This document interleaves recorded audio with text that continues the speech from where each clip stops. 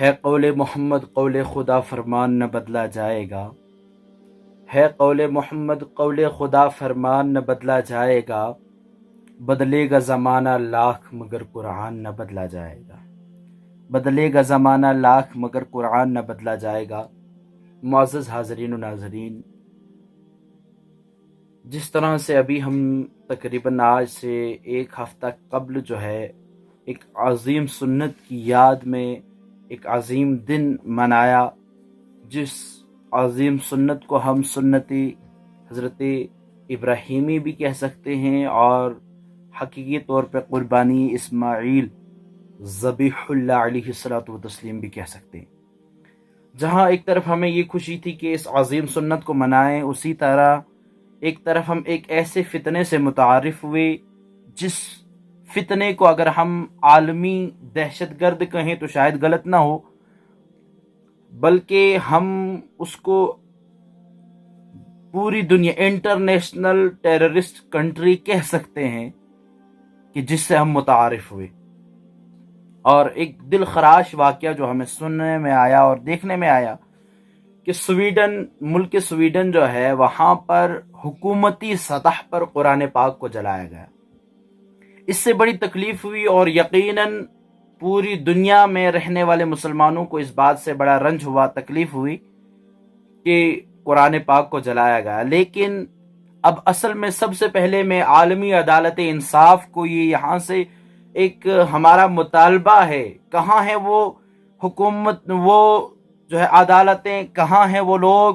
جو مسلمانوں کو ٹیررسٹ کہتے ہیں، جو مسلمانوں کو جو ہے کہتے ہیں کہ یہ جو ہے امن پسند نہیں ہے، یہ شدت پسند ہے؟ کہاں ہیں وہ لوگ جو دنیا میں مسلمانوں کو بدنام کرنا چاہتے ہیں؟ کہاں وہ عدالتیں، کہاں ہے وہ حکمران، کہاں ہے وہ ادارے؟ میں ان سے سوال کرتا ہوں، کیا یہ قرآن جلانے والے ٹیررسٹ نہیں ہیں؟ کیا یہ قرآن جلانے والے جو ہے، یہ قرآن جو ہے حکومتی سطح پر، حکومتی جو ہے اجازتوں کے بعد قرآن جلانے والے لوگ، کیا یہ کنٹری جو ہے پوری دنیا میں ٹیررسٹ گھوشت نہیں ہونی چاہیے تھی؟ وہ لوگ، وہ ادارے جو اس وقت خاموش بیٹھے ہیں، یاد رکھیں ان کے قرآن جلانے سے بے شک ہمیں تکلیف ضرور ہوئی ہے، لیکن وہ نادان یہ بھول گئے یہ قرآن وہ صرف کتاب سے مٹا سکتے ہیں، کتاب کو جلا سکتے ہیں، لیکن الحمدللہ یہ پورا 30 پارہ ہمارے سینوں کے اندر موجود ہے۔ الحمدللہ یہ قرآن ہمارے دلوں میں موجود ہے۔ یہ کتاب سے مٹا سکتے ہیں، کمپیوٹر سے مٹا سکتے ہیں، لیکن ہمارے دلوں سے نہیں مٹا سکتے۔ جناب والا، پوری دنیا کے ہر ملک کو اس وقت چاہیے تھا کہ اس ملک کے خلاف جو ہے قانونی کارروائی کی جائے، جو انٹرنیشنل لا ہے اس کے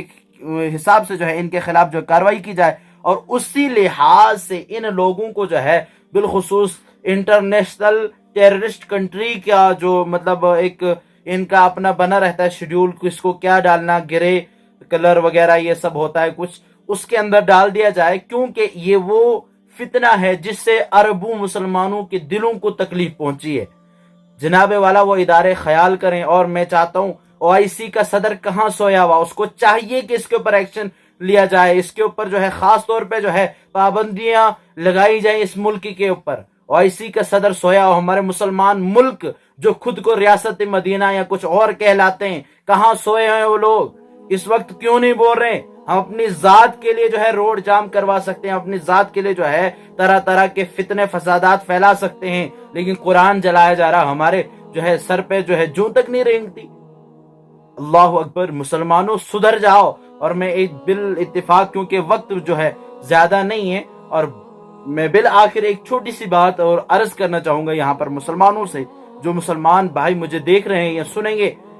یا سن رہے ہیں، جن تک ہماری یہ آواز پہنچ رہی ہے، بالخصوص ٹرو کالر جو ایک ایپ ہے فون کا، جس کے ذریعے سے ہم کسی بھی ان نون نمبر کا نام وغیرہ پتہ کرتے ہیں، وہ ایپ جو ہے سویڈن کا ہے اور کروڑوں لوگوں نے اس کو جو ہے مطلب جو ہے ڈاؤن لوڈ کر رکھا ہے۔ میں یہاں عرض کروں آپ سے کہ میں یہ آپ کو دکھا رہا ہوں سائٹ میں، یہاں پہ ٹرو کالر کیسا ہے، اس کو آپ ڈیلیٹ کریں۔ ہندوستان کا ایک اپنا ایپ جسے بھارت کالر ID کے نام سے جانا جاتا ہے، یہ اس کی تصویر ہے، آپ دیکھ لیں۔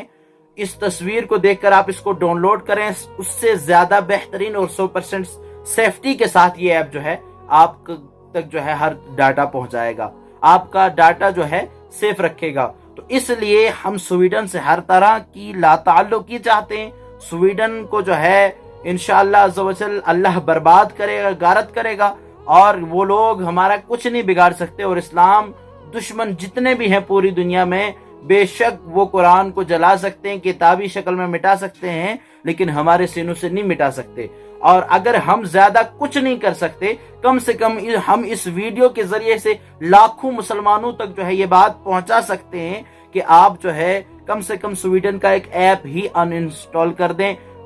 کم سے کم جو ہے آپ ایک نیا ایپ استعمال کریں تاکہ اس کو لگے کہ کہیں نہ کہیں سے جھٹکا لگا۔ اور OIC کے صدر کو بھی چاہیے کہ ایسے ملک کے ساتھ لا تعلقی کی جائے، ان کے ساتھ کوئی کاروبار نہ کیا جائے، اور یہ لوگ جو ہے ایک وقت بھیک مانگنے پہ آنے چاہیے، اس وقت ہم مانیں گے کہ مسلمانوں میں اتفاق ہے، اور تب جا کے OIC کا کوئی مطلب بنتا ہے۔ تو میں اتنا ہی کہوں گا کہ اس کو زیادہ سے زیادہ شیئر کریں، ہر مسلمان تک یہ پیغام ضرور پہنچائے۔ جزاک اللہ خیرہ و احسن الجزا۔